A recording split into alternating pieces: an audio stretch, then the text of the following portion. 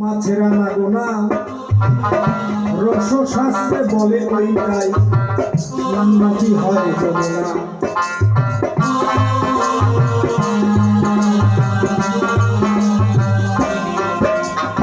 এই যে একটা মানুষ দিবারাত্রি অষ্টপ্রহরে ২১,৬০০ বার একবার নেয় একবার ছাড়ে, আসতে বাজাইতে হবে না। তাহলে এই ২১,৬০০ বারের মধ্যে মায়েরা এই ১২ আঙ্গুল মাছ এক এক আঙ্গুল করে কমায়। বৈষ্ণব যারা, যোগী যারা, জ্ঞানী যারা, এই শ্বাসের কর্ম গুরুর ঘরে গেলে গুরু ধরায় দেয় আগে। কি জানেন না আপনারা? গুরুর কাছে গেলেই আগে গুরুদেব ওই জিনিস ধরায় দেয়। কেন ধরায় দেয়? ওটাকে কন্ট্রোল করে। ওইটাকে যে কন্ট্রোল করতে পারে নাই, তার দ্বারা সম্ভব কিছু নয়। কারণ আগে রতি, তারপরে মতি, তারপরে জ্যোতি। এবার রতিটা কিভাবে হবে?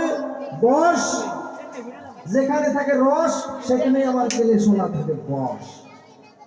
এখন অকুল যমুনার নদী কেমনি হবে পার? বিরহ বেদনায় অঙ্গ সহে না তাহার।